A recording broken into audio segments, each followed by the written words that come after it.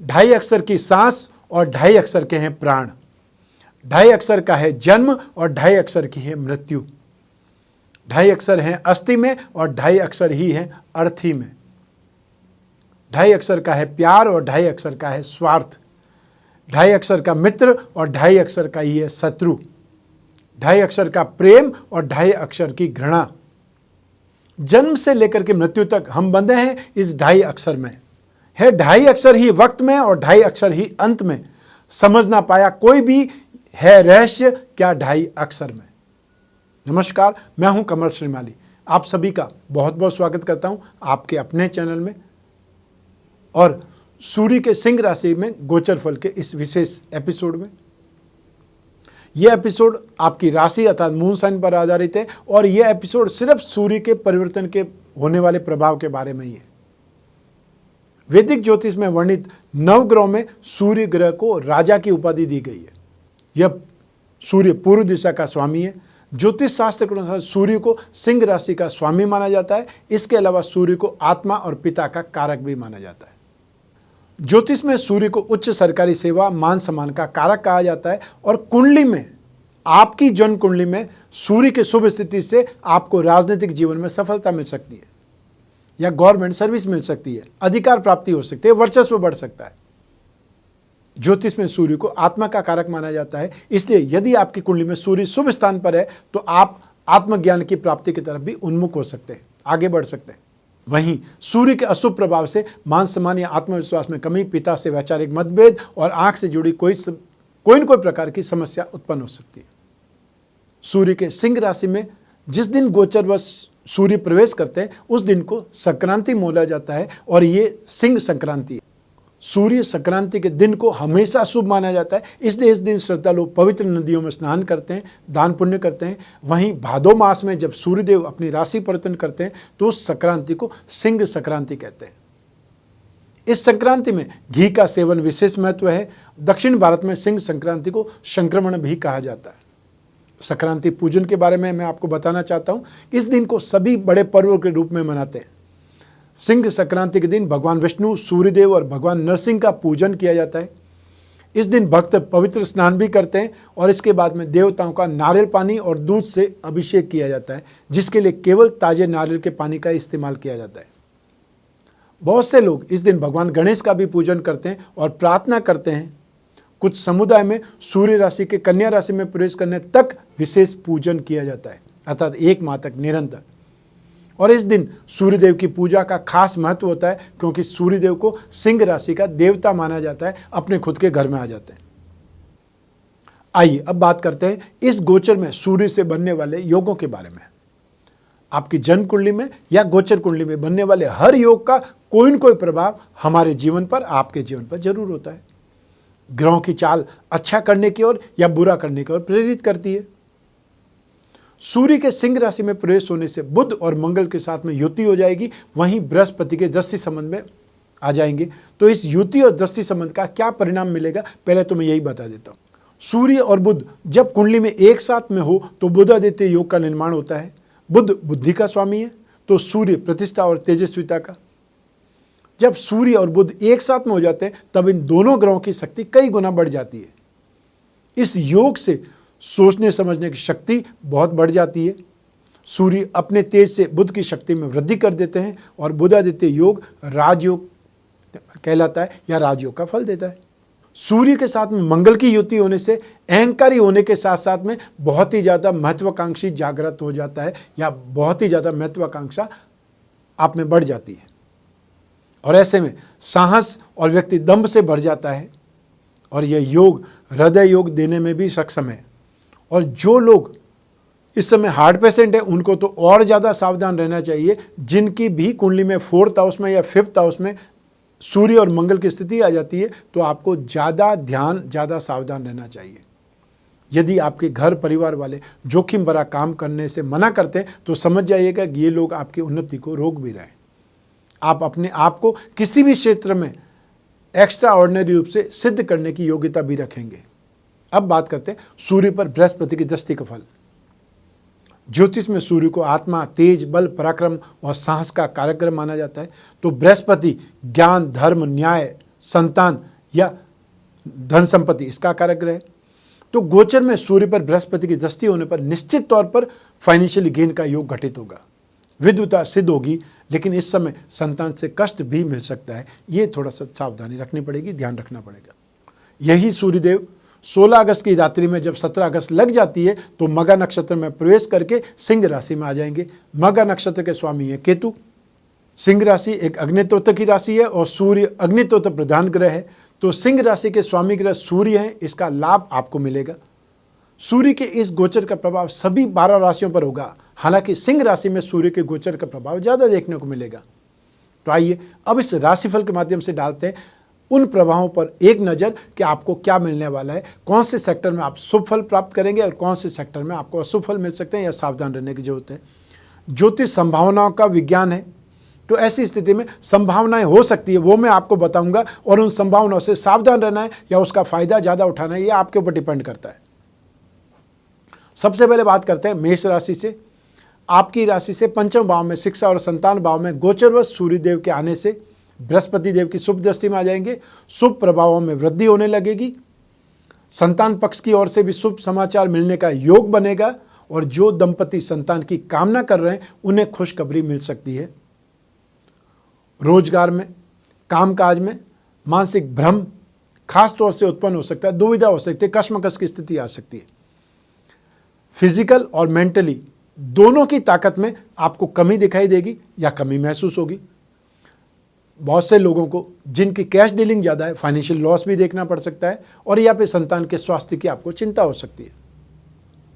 Government के अधिकारियों से वाद विवाद बढ़ सकता है और यात्रा में भी असुविधाएं उत्पन्न हो सकती है और ऐसे ही समय में व्यक्ति खुद को असहाय या दीनहीन अनुभव करने लगता है। लेकिन हिम्मत नहीं हारनी चाहिए, क्योंकि ये जो राशिफल या गोचर है ये टेम्परेरी है, हमेशा तो होगा नहीं। तो आने वाली 17 सितंबर को ये सूर्य अगली राशि में प्रवेश कर जाएंगे तो आपको राहत भी मिल जाएगी। आइए अब बात करें वृषभ राशि की। आपकी राशि से 4th हाउस में सुख भाव में गोचरवश सूर्यदेव का प्रवेश होगा और इससे आपके जीवन में सुख समृद्धि में वृद्धि होने के आसार बनेंगे। कोई नई प्लानिंग पर काम स्टार्ट हो सकता है या आप मन बना सकते हैं।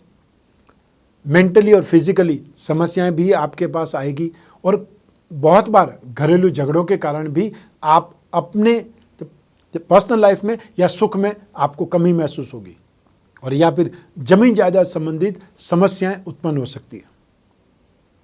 और इस गोचर काल में अच्छी सुख सुविधाएं तो नहीं मिल पाती है। यात्रा में भी प्राय आपको कोई न कोई कष्ट का अनुभव होगा और ऐसे समय में परिवार के लोग ही विरोधी हो जाते हैं और या फिर जो आपके कॉम्पिटिटर्स हैं, जो आपके दुश्मन हैं, विरोधी हैं, वो बहुत परेशान करने लगते हैं। वैवाहिक सुख में भी अड़चनें आती है और बहुत बार मानहानि की संभावनाएं तक बन जाती है। जो लोग भी प्रेम प्रसंगों में, रिलेशनशिप में, उनको तो ज़्यादा ध्यान रखना चाहिए इस गोचर में। आइए अब बात करें मिथुन राशि की। तो आपकी राशि से 3rd हाउस में पराक्रम भाव में सूर्यदेव का गोचरवश प्रवेश होगा और अब रोगों से राहत मिलेगी। सुख चैन जैसे शुभ फल मिलने लगेंगे और इस समय आप खुद को बहुत ही ज़्यादा एनर्जेटिक, ऊर्जावान महसूस करेंगे। अच्छे लोगों से या अच्छे अधिकारियों से आपकी मेल मुलाकात होने लगेगी। फ्रेंड से या अपनी संतान से फाइनेंशियली गेन या सपोर्ट मिल सकता है। आपके भाई बहनों की, छोटे भाई बहन हैं, उनकी तरक्की के आसार भी बनने लगेंगे और ऐसे समय में आप अपने कॉम्पिटिटर्स पर हावी हो जाएंगे और शत्रुओं की आसानी से हार होने लगेगी। और ऐसे ही समय में इस गोचर में आप लक्ष्मी भी प्राप्त करेंगे, मान सम्मान भी प्राप्त करेंगे और ज़्यादातर जिन लोगों को कोई न कोई हायर पोस्ट मिलती है वो इस समय काल में या सूर्य के गोचर में ज़्यादा मिलने के चांसेस हैं। तो यदि आप उस पोस्ट के लायक हैं तो कुछ न कुछ आपको अप्रोच बढ़ानी चाहिए या सिफारिश के लिए सही सूत्र ढूंढने चाहिए। आइए अब बात करें कर्क राशि की। आपकी राशि से 2nd हाउस में धन और संपत्ति भाव में सूर्यदेव का गोचरवश प्रवेश होगा और इससे दुष्ट या फिर जो बुरे कर्म करने वाले लोगों से मुलाकातें होगी, संगति बनेगी, जिसका खमियाजा आपको भुगतना पड़ेगा और आपका खुद का स्वभाव भी नेगेटिव, धूर्तता की और धोखेबाजी की ओर अग्रसर होगा। जैसी संगति होगी वैसा ही आप आचरण सीखेंगे। ज्ञानी लोगों के साथ में बैठेंगे तो वैसे ज्ञान की बात या ज्ञान का भाव आप में उपजेगा। और जो लोग भी चोर उच्चक हैं उनके साथ में बैठेंगे या फ्रॉड लोगों से मुलाकात करेंगे तो वो आपको वैसी ही बात, वैसा ही ज्ञान देंगे। धन भाव में सेकंड हाउस में सूर्य के आने से धन प्राप्ति के योग आपके लिए बन सकते हैं। पेरेंटल प्रॉपर्टी में हिस्सा मिल सकता है, लाभ मिल सकता है, ज़्यादातर पैसा मिलता है। लेकिन सर में दर्द या आंखों की कोई प्रॉब्लम हो सकती है, इन्फेक्शन वाली स्थिति आ सकती है। बिजनेस में, फाइनेंशियली, सौदों में या प्रॉपर्टी से संबंधित सौदों में भी बहुत ध्यान रखने की आवश्यकता है, अन्यथा पैसा फंस सकता है। फ्रेंड से, सगे संबंधियों से विवाद हो सकता है और हो सकता है पूरा महीना उन लोगों से कुछ न कुछ अशांति जैसी स्थिति रहे। तो ऐसे में सूर्य के उपाय आपको राहत देंगे या बचाव करेंगे। आइए अब बात करें सिंह राशि की। आपकी राशि में ही गोचरवश सूर्यदेव पधार रहे, इससे आपके कॉन्फिडेंस में वृद्धि होगी। आपकी खुद की वर्किंग कैपेसिटी या आपका हुनर, आपकी काबिलियत बहुत अच्छी हो जाएगी, परफॉर्मेंस आपकी सुधर जाएगी। लेकिन यह भी संभव है कि आप में अहंकार की भावना आ जाए। ऐसे समय में हो सकता है पैसों का नुकसान हो, मान सम्मान में कमी आ जाती है, स्वास्थ्य अच्छा नहीं रहता, स्पेशली ब्लड प्रेशर या हार्ट प्रॉब्लम या फिर स्टमक से संबंधित प्रॉब्लम, आंखों से संबंधित प्रॉब्लम आपको परेशान कर सकती है। ऐसे समय में ज़्यादातर लोग बिना किसी काम के भी इधर इधर घूमते रहते हैं। अपने परिवार से अलग भी होना पड़ सकता है कोई कामकाज के लिए। संबंधियों से, मित्रों से या अच्छे लोगों से, सज्जनों से झगड़ा या विवाद होने से खुद को भी दुख होता है, मानसिक संताप बना रहता है। तो ऐसी स्थिति में सूर्य के उपाय जरूर करने चाहिए। आइए अब बात करें कन्या राशि की। आपकी राशि से 12th हाउस में एक्सपेंसेस भाव में सूर्यदेव का गोचरवश प्रवेश होगा। अब विदेश जाना पड़ सकता है या विदेश से संबंधित कोई कामकाज आपको मिलेंगे। आपको काम और जो पोस्ट है उसमें कोई प्रॉब्लम भी आ सकती है या फिर नौकरी पर खतरा मंडरा सकता है। खर्च बहुत अधिक होंगे और बहुत प्रकार की कठिनाइयाँ, मुसीबतें झेलनी पड़ सकती है। बुखार या इन्फेक्शन जैसी परेशानियों से आप दुखी हो सकते हैं, विचलित हो सकते हैं। आपके पिता के स्वास्थ्य को लेकर भी आप इस समय चिंतित हो सकते हैं। गवर्नमेंट ऑफिसर्स की ओर से विरोध होगा, आंखों में कष्ट की संभावनाएं रहेंगी। फ्रेंड्स का व्यवहार भी बहुत अजीब सा हो जाएगा और आपकी खुद की स्थिति अपमानजनक स्थिति हो सकती है। अपमानित होने की स्थिति में आप आ सकते हैं, उस समय इन्वॉल्व हो सकते हैं कोई चीज़ों में, इसलिए बचने की कोशिश कीजिएगा। सूर्य के उपाय जरूर करिएगा। आइए अब बात करें तुला राशि की। आपकी राशि से एकादश भाव में, लाभ भाव में सूर्यदेव का गोचरवश प्रवेश होगा। हालांकि यह सूर्य के लिए नीच राशि है, नेगेटिव राशि है, लेकिन फिर भी आपकी पूंजी में, आपकी कैपिटल में वृद्धि के योग बनेंगे। भाव ज़्यादा इंपॉर्टेंट है। ये जरूर ध्यान दीजिए कि जो ग्रह निरंतर घूम रहे हैं वो कौन से, आपकी राशि से कौन से भाव में कितनी डिग्री पर आकर के आपको क्या फल देंगे, वो इंपॉर्टेंट होता है, ना कि उच्च और नीच की स्थिति होती है। आपके कामकाज में, आपके कैरियर में जो भी आप एफर्ट करेंगे वो आपको बहुत ज़्यादा रेस्पॉन्ड करेगा।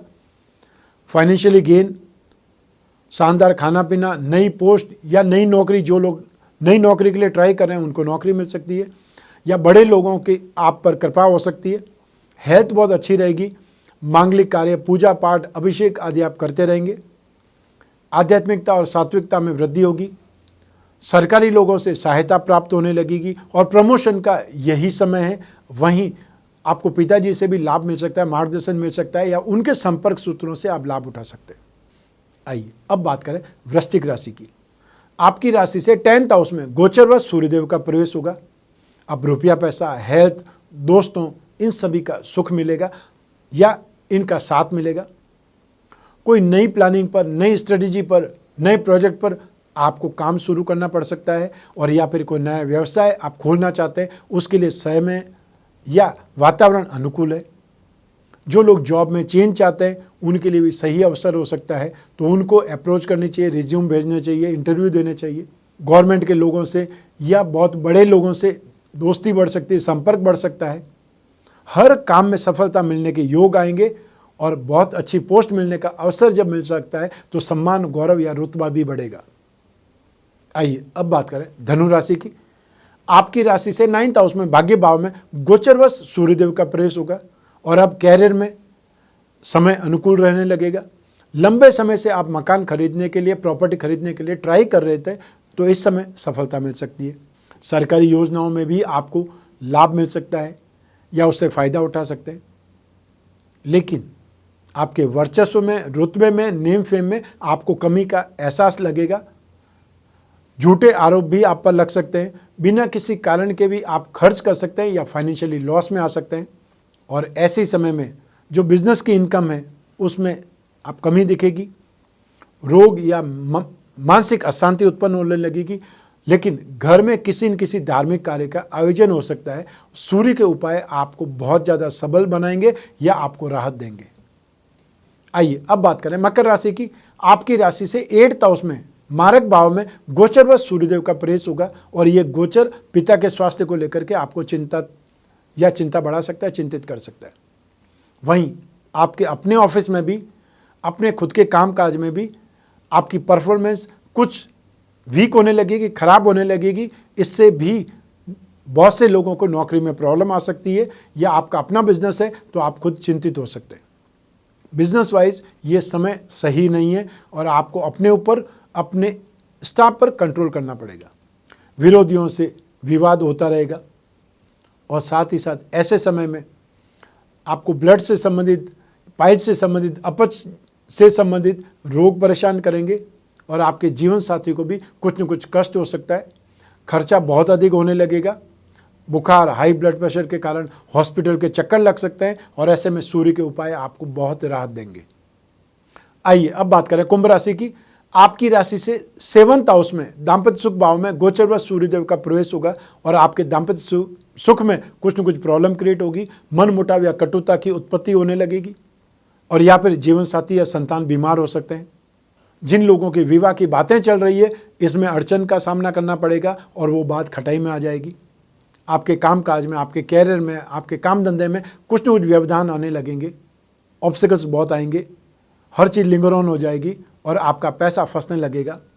लोग बाग कमिटमेंट करके भी पीछे हट जाएंगे या कमिटमेंट पूरा नहीं करेंगे। जो भी यात्राएं करेंगे वो यात्राएं भी कष्टकारी हो सकती है। पेट के रोग, सिर दर्द, मांसपेशियों में खिंचाव जैसी परेशानी आ सकती है और ऐसे में फिर फाइनेंशियली लॉस या मान आने के कारण बहुत ज़्यादा व्यक्ति दुखी हो जाता है। सूर्य के उपाय जरूर करने चाहिए, याद रख करके करने चाहिए। आइए अब बात करें मीन राशि की। आपकी राशि से 6th हाउस में, रोग भाव में गोचरवश सूर्यदेव का प्रवेश होगा और ये शुभ होगा। अब आपको जो भी कामकाज करेंगे उसमें सफलता मिलने लगेगी, सर्व सुख की प्राप्ति होने लगेगी, अर्थात हर तरफ से आपको सपोर्ट मिलेगा। जो शॉपिंग करना चाहते हैं उनको शॉपिंग होगी, जो खरीदना चाहते हैं वो खरीद पाएंगे। विरोधियों की, शत्रुओं की अब हार होने लगेगी और रोगों में भी राहत मिलेगी। स्पेशली जो घुटनों में और कमर के दर्द से परेशान थे उनको ज़्यादा राहत मिलेगी। गवर्नमेंट ऑफिसर से, बड़े लोगों से सपोर्ट मिलेगा, मार्गदर्शन मिलेगा और उस मार्गदर्शन से आप फ़ायदा उठा सकते हैं। सेल्फ रेपुटेशन में भी इम्प्रूवमेंट आएगा और मन और तन दोनों ही अब स्वस्थ होने लगेंगे और उसका फ़ायदा आपको दिखाई देगा। आइए अब बात करें सूर्य दोष निवारण के उपाय। हर राशि के लोगों को सूर्य शुभ फल दे ये जरूरी नहीं है और हर राशि को अशुभ फल ही दे ये भी जरूरी नहीं है। तो गोचर में निरंतर एक वर्ष में 12 बार सूर्य राशि परिवर्तन करते हैं, क्योंकि हर माह सूर्य एक राशि से दूसरी राशि में जरूर जाते हैं। तो ऐसी स्थिति में आपके लिए एक गोचर शुभ हो सकता है तो दूसरे के लिए अशुभ हो सकता है। ऐसी स्थिति में सूर्य दोष निवारण के उपाय करने चाहिए। सूर्य के उपाय में नित्य सूर्य को अर्घ्य दें, भगवान विष्णु या श्री राम जी की पूजा उपासना करें, 12 आदित्य कवच बना करके धारण करें।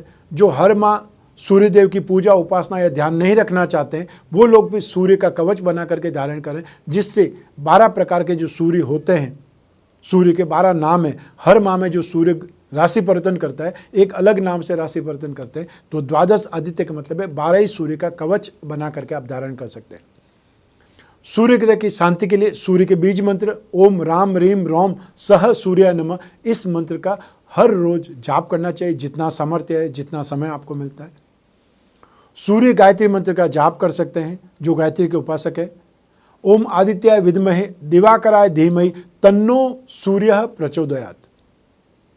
जो लोग संस्कृत का पाठ कर सकते हैं या स्तोत्र का पाठ कर सकते हैं उनको आदित्य हृदय स्तोत्र का पाठ करना बहुत ज़्यादा शुभ रहेगा। सूर्य ग्रह की शांति के लिए आप 1 मुखी या 12 मुखी रुद्राक्ष भी धारण कर सकते हैं। हर रविवार को सूर्योदय से 1 घंटे के भीतर भीतर गेहूं, गुड़ या तांबा का दान करना चाहिए। ये थे सूर्य दोष निवारण के या प्रतिकूल सूर्य जिन राशि को है उनके लिए उपाय। ये राशिफल आपकी जन्म कुंडली में से एक ग्रह चंद्रमा को बेस बना करके मैं बता रहा हूँ। आपकी अपनी कुंडली में सूर्य की स्थिति क्या है, सूर्य उच्च के हैं, नीच के हैं, कौन से ग्रहों के साथ में स्थित है, कौन से ग्रहों की दृष्टि है, कौन सी दशा चल रही है, इन सब का असर भी इस राशिफल पर पड़ेगा।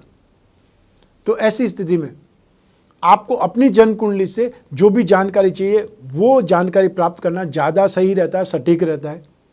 तो ऐसी स्थिति में जिन लोगों को अपने बारे में ज़्यादा जानना है, विशेष प्रश्न का उत्तर चाहिए, विशेष स्थितियां हैं या कोई इनको दुविधा है, ऐसी स्थिति में बहुत बड़ा जो डिसीजन लेना है उसके लिए कश्मकश की स्थिति में आपकी जन्मपत्री आपकी सहायक हो सकती है, सपोर्ट कर सकती है, मार्ग आपका प्रदर्शन कर सकती है।